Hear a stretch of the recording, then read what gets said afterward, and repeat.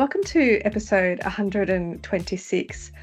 And today I want to talk about something that's not just a nice to have in the workplace, and it's not just in the realm of big businesses, and that is building resilience in our teams. So I'm going to cover what resilience means and what it is and what it isn't, the important difference between pressure and stress, and then leadership techniques that you can use to help your team to bounce back from challenges and avoid burnout. So, whether you're leading a small business team, a growing startup, or you're leading a division in a larger company, resilience is going to help keep your team performing. It's going to help them be productive and engaged.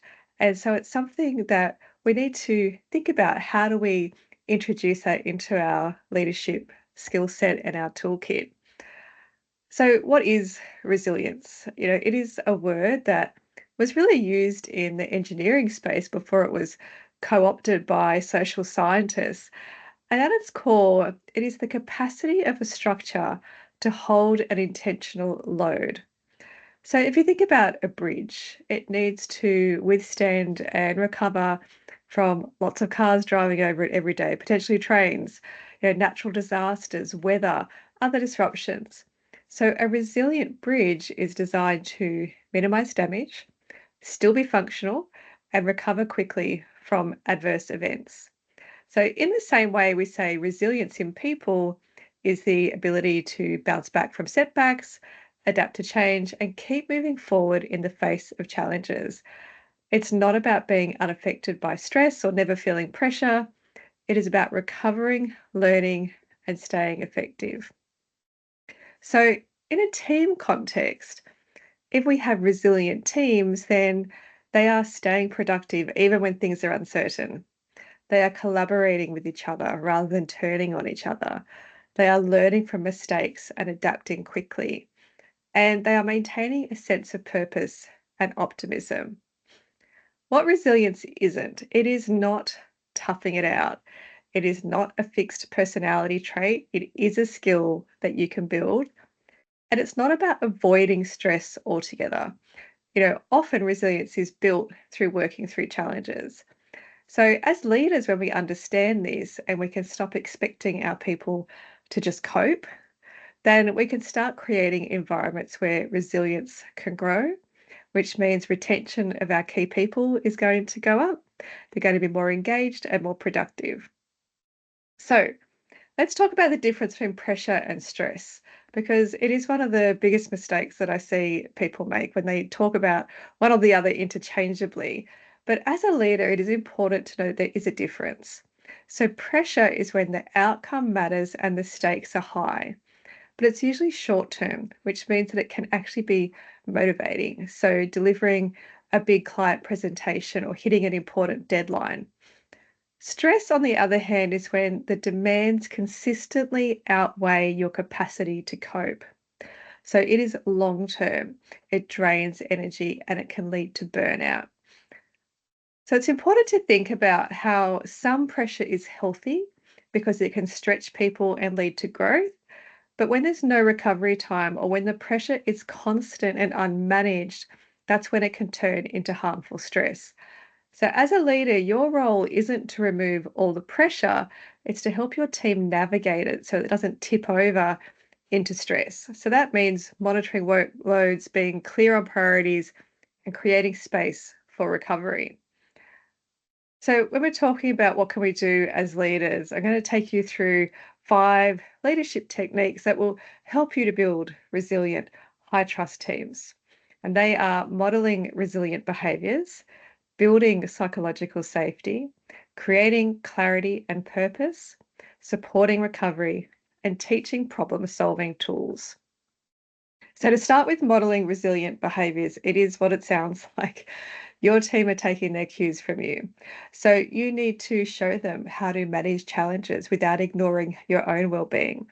So, that means taking breaks, setting boundaries, staying calm under pressure, because the more that you do that, the more everyone else is going to follow suit.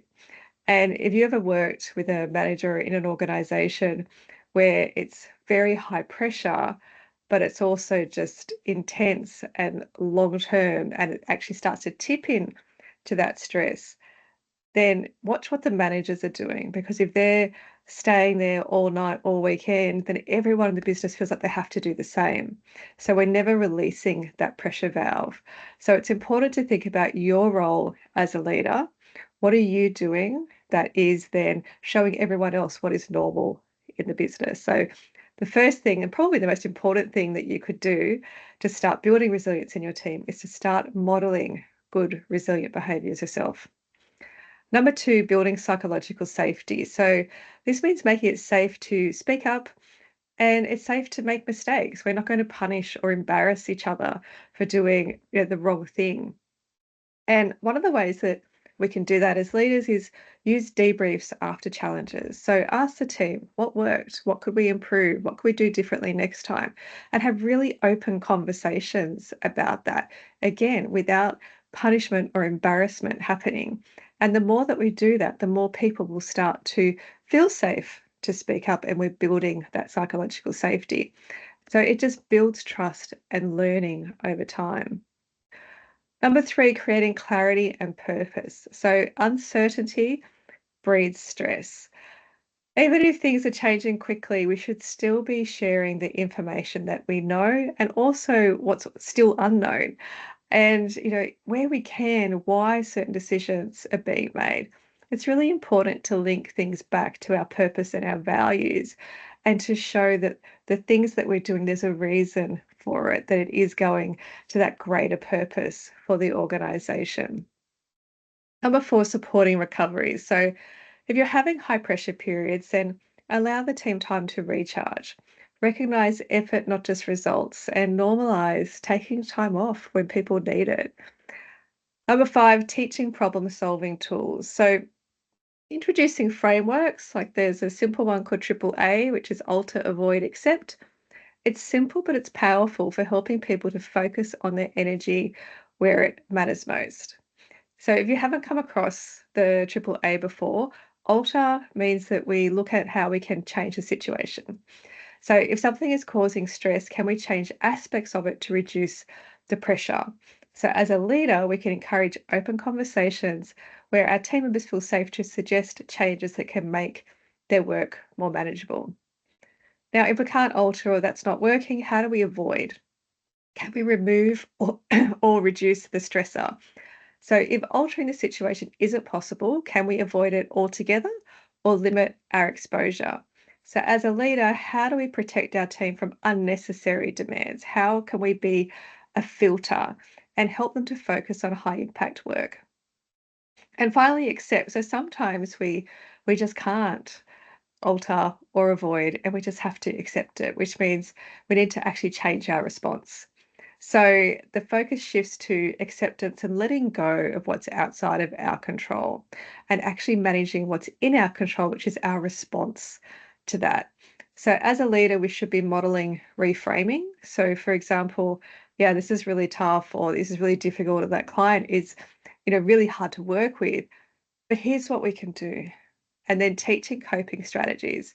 So that could be contacting EAP, it could be taking breaks, it could be seeking peer support, it could be lots of different options. So this is just giving you a bit of a checklist, really, when you are using those triple A's for how to problem solve under pressure. And it works in resilience training because it helps to separate what can be changed from what can't be. So it reduces wasted energy on uncontrollable factors and encourages a solution mindset rather than dwelling on the problem. So, going back to our five leadership techniques, so modeling resilient behaviors, building psychological safety, creating clarity and purpose, supporting recovery, and building problem solving skills. Why don't you just take a moment and just reflect on what's the one thing that you're already doing that is building resilience in your team? And what's the one small change that you could make that would even help that even more? Because that's how you're really going to take what I've been talking about and putting it into action to help with your team.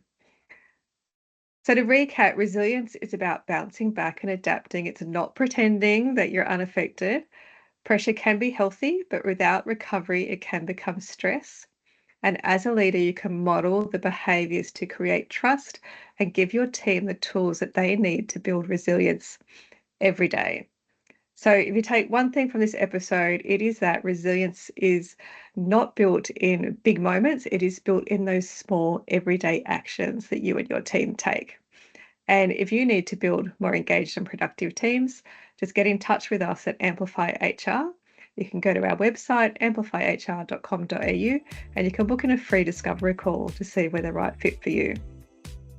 Now, thank you for joining me. If you received value from this episode, I'd love it if you could leave a rating or a review over at Apple Podcasts or Spotify so someone else can find the episodes to help with their business. Episodes are released on Mondays, so click that subscribe button and you'll be notified of when that's available. Thank you so much for joining me. If you have any feedback, questions, or ideas for future episodes, head on over to the website or connect with me on LinkedIn and we can start a conversation.